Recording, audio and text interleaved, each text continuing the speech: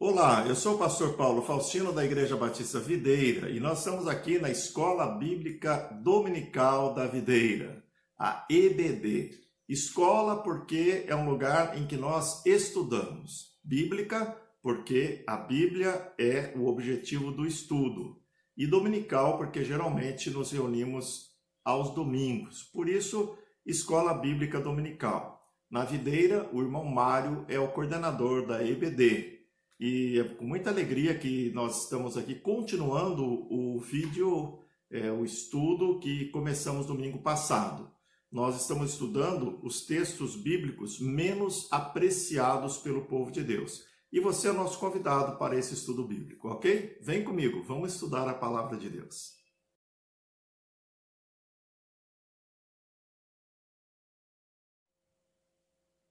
Em nosso estudo, nós já vimos 5 assuntos, 5 textos bíblicos que não são muito apreciados, não é mesmo? Vamos recordar quais são esses 5 textos. O primeiro, nós vimos que a palavra de Deus ensina que os jovens devem obedecer aos seus pais e também obedecer aos mais velhos. Os jovens não gostam muito, crianças, jovens, adolescentes não gostam muito de obedecer, não é mesmo? Mas a Bíblia é muito clara com relação a isso. Nós vimos que Jesus obedecia a seus pais, olha aí, crianças, adolescentes, jovens, crianças, vejam, Jesus obedecia a seus pais, ele também nos deu o exemplo, ele mesmo sendo Deus, o Deus encarnado, obedecia a José e Maria, seus pais. Bem, nós vimos também que as esposas devem ser submissas, sim, a palavra de Deus fala com muita clareza a esse respeito. Pode ser que muitas irmãs não gostem muito disso, não apreciem muito, mas a Bíblia ensina sobre isso. As mulheres devem ser submissas a seus respectivos maridos, não é mesmo? Entretanto, lembramos que também há uma orientação da Bíblia, várias orientações para os maridos, para os filhos, enfim, para todos da família. Nós também vimos que devemos considerar os outros superiores a nós mesmos. Veja, é outro texto que não é muito apreciado pelo povo de Deus. Nós vivemos num mundo que cada um quer pisar no outro. E a Bíblia ensina que devemos considerar o outro como alguém muito importante. Vimos também que devemos perdoar quantas vezes forem necessárias. Nós temos do Senhor Jesus este ensino muito claro. E é algo que nós não gostamos muito, não é? Perdoar. E, entretanto, a palavra de Deus nos ensina com muita propriedade que devemos perdoar porque Deus nos perdoa, não é? Bom, e também vimos que devemos retribuir o mal que nos fazem com coisas boas. Nós devemos amar e orar os nossos inimigos. Então, nós já vimos 5 áreas da nossa vida com textos bíblicos que nós não apreciamos muito, mas que são muito importantes. Deus, ele não escreveu a Bíblia para nos agradar. Ele nos escreveu essa palavra para nos exortar, para nos relatar, compartilhar verdades que vêm do coração de Deus para o nosso coração. Vamos prosseguir então nesse estudo, ok?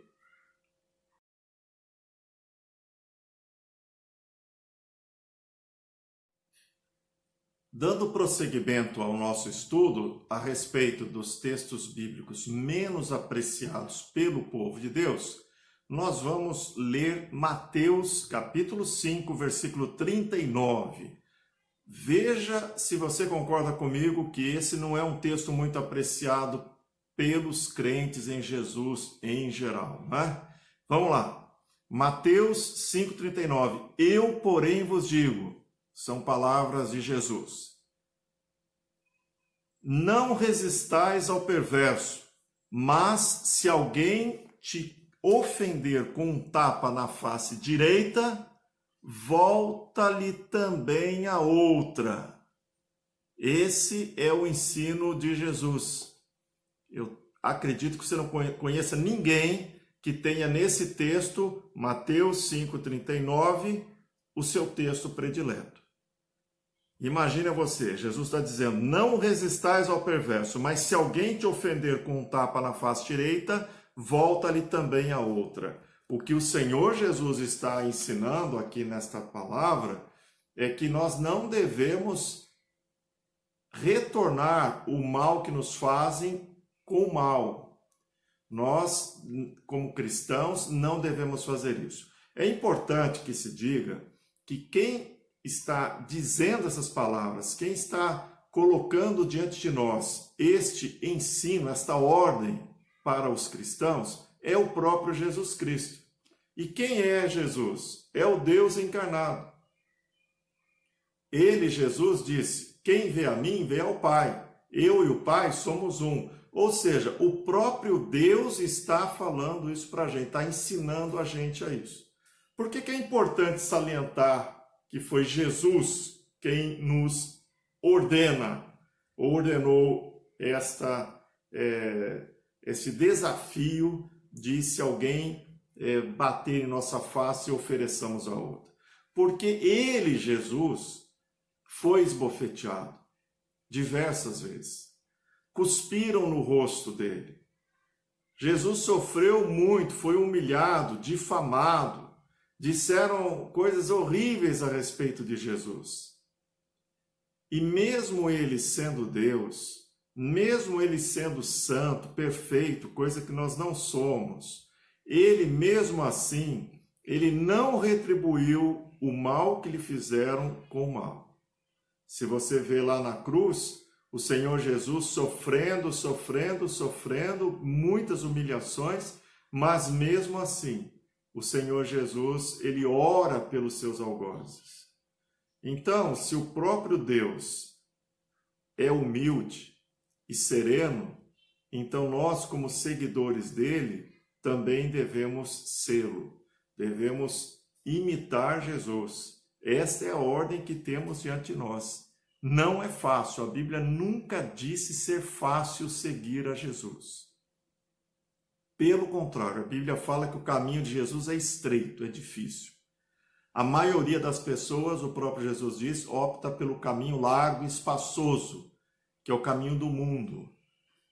Caminho esse que conduz à perdição.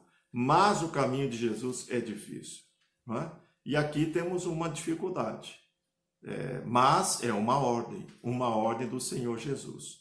Uma ordem difícil de ser cumprida, mas que precisa ser cumprida porque nós somos servos do Senhor. Vamos para outro texto que não é muito apreciado pelo povo de Deus. Onde estão as nossas raízes? Estão nesse mundo ou estão na eternidade, no céu? A palavra de Deus, ela nos diz o seguinte em Filipenses capítulo 3, versículo 20. No entanto, a nossa cidadania é dos céus, de onde aguardamos com grande expectativa o Salvador, o Senhor Jesus Cristo. Então, Filipenses 3:20, a nossa cidadania é dos céus. A Bíblia ensina que toda pessoa que entrega a sua vida a Jesus e o recebe como seu Salvador e Senhor, ela passa a ser cidadão ou cidadã dos céus. Então, as nossas raízes, se você já entregou sua vida a Jesus, se ainda não entregou, entregue a sua vida a Jesus. Religião não salva ninguém, quem salva é só Jesus. Deixe Jesus ser o Salvador e o Senhor da sua vida. Feito isso, a Bíblia ensina a nossa cidadania, a nossa pátria é lá em cima no céu. Então as nossas raízes, elas devem estar voltadas para o céu e não para esse mundo. Em 1 Pedro 2,11, a Bíblia diz assim: Amados, exorto-vos como a peregrinos e estrangeiros a vos absterdes das paixões da carne que batalham contra a alma. Então a Bíblia, inclusive, nos diz que nós somos peregrinos aqui, somos estrangeiros, nós não somos desse mundo. Por isso não devemos viver como o mundo vive, por isso não devemos entrar na onda do mundo. Nós não somos mais cidadãos daqui. Estamos aqui, mas não somos daqui, como disse o próprio Jesus. Seguindo, outro texto que não é dos mais apreciados pelo povo de Deus, é quando a Bíblia diz lá em Eclesiastes, capítulo 7, versículo 2, que é melhor ir a um funeral do que a uma festa. O crente em Jesus deve preferir a um funeral do que a uma festa. Será que é verdade isso? Veja lá, vamos ler a Bíblia agora em Eclesiastes 7, 2. A Bíblia fala assim: mais vale ir a uma casa em luto do que ir a uma casa em festa, porquanto este é o fim de todo ser humano, e deste modo os vivos terão uma grande oportunidade para refletir. Interessante, o que a Bíblia coloca aqui, num primeiro momento, espanta a gente. É melhor ir num funeral do que numa festa. Mas ela mesma explica a razão desta afirmação. Quando você vai a uma casa de luto, né, um funeral, ali você tem a oportunidade de refletir sobre o fim da existência humana nesse mundo. Nós nascemos, vivemos e morremos. Eu e você e eu, vamos morrer, a menos que Jesus volte em nossa geração. Do contrário, se não formos arrebatados, então vamos morrer. 100% das pessoas que nascem morrem. Então a questão não é se, mas quando e até como, não é? Então, o funeral, ele serve para refletir a existência. Às vezes a gente se preocupa com tantas coisas, e ali você vê no funeral, olha, é criança, adolescente, jovem, adulto, idoso, pessoas que morrem. E um dia vai chegar a nossa vez. A questão não é se vamos morrer, a questão é se estamos preparados para enfrentar a morte. A Bíblia ela ensina que devemos nos preparar para a morte. Nós devemos entregar nossa vida a Jesus, porque ele disse, porque Deus amou o mundo de tal maneira que deu o seu Filho unigênito para que todo aquele que nele crê não pereça, mas tenha a vida eterna. Então, se você tem a salvação de Jesus, você tem a vida eterna. A morte não é o seu fim. Você vai continuar vivendo feliz com Deus para todo sempre. Entretanto, se você morre e não tem a salvação, o seu nome não está escrito no livro da vida, aí você vai passar para um lugar que Deus, na pessoa de Jesus, chama de inferno. Ah, mas eu não acredito no inferno. Olha, você acreditando ou não, Jesus disse que o inferno é uma realidade. E então a pessoa que morre e não tem seu nome escrito no livro da vida, ela passará a eternidade em sofrimento. A eternidade em sofrimento. Jesus chega a dizer que há pranto e ranger de dentes no inferno. Pranto, muito choro e ranger de dentes, medo, pavor, terror. Então, meu amigo, minha amiga, entregue a sua vida a Jesus. A Bíblia fala aqui em Eclesiastes 7:2, mais vale ir a uma casa em luto do que ir a uma festa, porque na festa a gente está apreciando e focando o quê? O momento, aquele momento. Aí festejando e tal. Festa não é lugar de reflexão. Festa é lugar de curtição. Não é que é pecado ir a uma festa, não é isso. É que está dizendo que você ganha muito mais se você for num funeral e refletir o que está acontecendo ali do que ir a uma festa. O funeral, ele leva você a olhar para o futuro. A festa te coloca olhando para o presente. Então, é um texto que as pessoas não apreciam muito não, mas é um texto muito importante, como todo texto que está na Bíblia, como toda a palavra de Deus. Vamos agora ao nono texto, ao nono assunto que a Bíblia coloca, e que as pessoas não apreciam muito. Vamos lá. 1 Tessalonicenses 5,18. 1 Tessalonicenses 5,18. Dai graças em toda e qualquer circunstância, porquanto essa é a vontade de Deus em Cristo Jesus para convosco. Em tudo devemos agradecer a Deus. Se nós cremos que a nossa vida está na palma da mão de Deus, e se nós cremos que Ele está no controle, que Ele dirige a nossa vida, então a Bíblia está dizendo: dai graças em toda e qualquer circunstância. Paulo e Silas estavam presos e eles, próximo à meia-noite, estavam numa situação tão difícil, mas a Bíblia fala que eles louvavam a Deus. Eles acreditavam que Deus estava no controle. E é verdade. Acabou tendo um terremoto, eles foram libertos e ainda o carcereiro e sua família se converteram a Jesus e ali nasceu uma igreja. E eles continuaram seu ministério. Em tudo dai graças. Tem muitos problemas, muitas dificuldades na nossa vida e a Bíblia diz: se você é um seguidor de Jesus Cristo, dê graças a Deus. Ah, mas eu não estou entendendo o que está acontecendo comigo, eu estou triste, estou ferido, mas dê graças a Deus pela fé. Eu já passei momentos difíceis na minha vida e eu digo para você, mesmo sem entender nada do que estava acontecendo, um rolo compressor passando por sobre a minha vida, mas eu me lembro da cena, eu nunca vou esquecer. Juntamente com a minha esposa, meu filho, e até a nossa cachorrinha ficava ali do lado, ajoelhados ao lado da nossa cama, agradecendo a Deus com as lágrimas molhando a nossa face.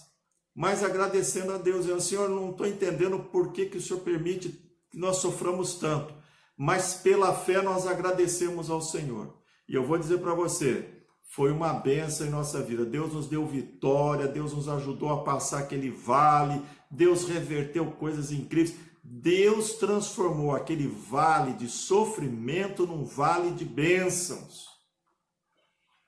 O que Deus não gosta é murmuração. O povo de Israel vivia murmurando enquanto estava ali no Êxodo e em outras épocas também da sua existência. Deus não gosta de murmurações. Deus gosta de orações, de confiança, mesmo quando não entendemos, e principalmente quando não entendemos o sofrimento e o porquê das coisas, devemos agradecer a Deus. Eis aí um outro texto que não é muito apreciado, mas precisa ser vivenciado em nossa vida. Dai graças em toda e qualquer circunstância. Você tem feito isso? Está passando um momento difícil aí na sua vida? Está agradecendo a Deus? Pastor, como é que eu vou agradecer por um desemprego? Agradeça. Quem te sustenta não é teu emprego, é o teu Deus. Pastor, como é que eu vou agradecer por uma enfermidade? Dê graças a Deus. A pior enfermidade pode fazer o quê? Trazer a morte para a gente. Se você é um salvo por Jesus, você não morre mais. A vida sua é eterna. Dê graças a Deus. Senhor, eu não sei o que está acontecendo, mas eu te dou graças pela fé, porque eu creio que o Senhor tem a minha vida na palma da sua mão. Agradeça a Deus. Demonstre fé. Dê graças em toda e qualquer circunstância. É o que a Bíblia nos ensina. Vamos adiante e agora nós vamos ver o último versículo desses que eu escolhi como versículos não muito apreciados pelo povo de Deus. Tiago, capítulo 4, versículo 4.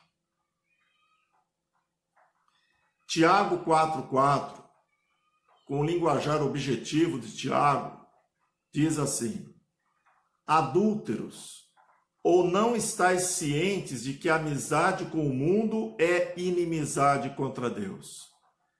Ora, quem quer ser amigo do mundo, torna-se inimigo de Deus. Meus irmãos, minhas irmãs, meus jovens, meus adolescentes, você que me ouve, olha o que a Bíblia está dizendo. Sabe o que acontece com uma pessoa que quando ela coloca um pé numa canoa e o outro pé numa outra canoa, ela vai para a água, ela acaba caindo na água. Ou você fica numa canoa ou na outra. E tem muito crente querendo colocar um pé na igreja e um pé no mundo. Muito crente achando que o mundo não é tão ruim assim. Muito crente dizendo, mas agora nós somos modernos, são outros tempos. Olha, meu amigo, olha, meu irmão, minha irmã, a Bíblia, assim como Deus, ela não muda. Nosso Deus é o mesmo hoje, o mesmo Deus que foi ontem, hoje e é para sempre, o mesmo Deus. Ele é imutável e, portanto, a sua palavra também é imutável. Aquilo que foi pecado para Adão é pecado para mim e para você. Aquilo que foi pecado para Davi é pecado para mim e para você. Aquilo que era pecado para Paulo, o apóstolo, é para mim e para você. Então a Bíblia diz adúlteros. Ela faz uma afirmação. O que é o adúltero? Aquele que age com infidelidade. No caso, para com Deus. E ele diz, não estáis cientes de que a amizade com o mundo é inimizade contra Deus? Você quer ser inimigo de Deus? Claro que não. Você é filho do Altíssimo, você é filha do Altíssimo, não é, minha irmã? Nós somos filhos do Senhor. Somos amigos de Deus. Como o próprio Jesus nos disse, nós somos amigos de Deus. Ora, quem quer ser amigo do mundo, torna-se inimigo de Deus. Não deixe que o diabo te leve a uma amizade com o mundo. Ser amigo do mundo é gostar das coisas do mundo, é trocar as coisas de Deus pelas coisas do mundo, é você priorizar as coisas do mundo. Olha, o mundo está perdido, o mundo está completamente sob o domínio do mal. Quanta coisa nojenta que nós estamos vendo na nossa sociedade, no mundo em que vivemos. Então, por que ser amigo de algo tão fétido como o mundo? Pessoas que estão escarnecendo de Deus, do seu Senhor, do meu Senhor. Pessoas ridicularizando Jesus. Pessoas colocando Jesus como se ele fosse um brinquedo nas suas mãos. Pessoas que não têm um pingo de consideração, de respeito, de temor por Deus. Pessoas que estão caminhando a passos largos para o inferno, para a morte eterna. Eu e você, meu irmão, minha irmã, somos salvos pelo sangue de Jesus. Nós somos odiados pelo mundo. O diabo nos odeia, o mundo nos odeia. Nós não somos deste mundo, nós não temos que ser amigos do mundo, temos que ser amigos, sim, do povo de Deus, amigos do Deus maravilhoso que nós temos, amigos da Bíblia, amigos de Jesus, amigos uns dos outros, sempre juntos, proclamando Jesus para esse mundo perdido. Não dê a mão para esse mundo. Aí está mais um texto da Bíblia que não é apreciado por muito, que é muito forte e muito verdadeiro. A ideia desse estudo, desses dois estudos que fizemos, é exatamente essa. Abrir nossos olhos para coisas que não devemos esquecer e que por vezes a gente acaba passando reto ali na palavra de Deus. É claro que existem muitos outros textos que nós passamos reto, né? Fingimos que não é com a gente. Mas aí estão alguns. Eu espero que o Espírito Santo de Deus tenha abençoado a sua vida, assim como a minha, nesse estudo. Deus abençoe a sua vida, Deus abençoe a sua família. Até a próxima.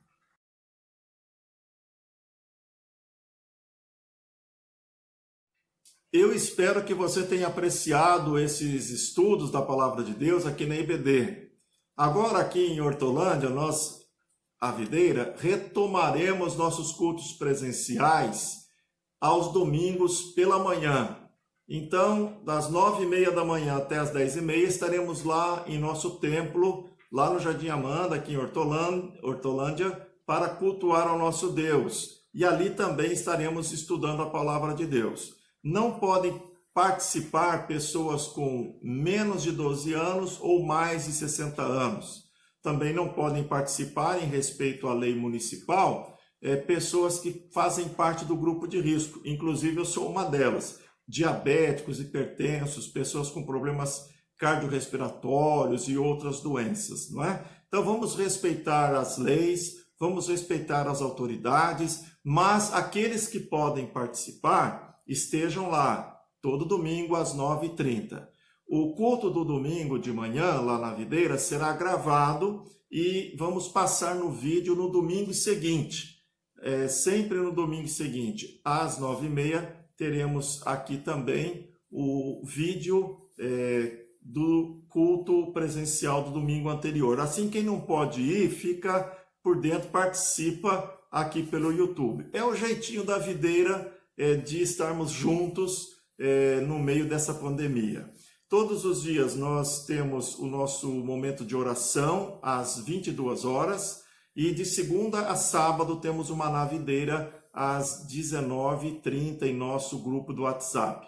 Que Deus abençoe você, Deus abençoe a videira, feliz de ter você aqui.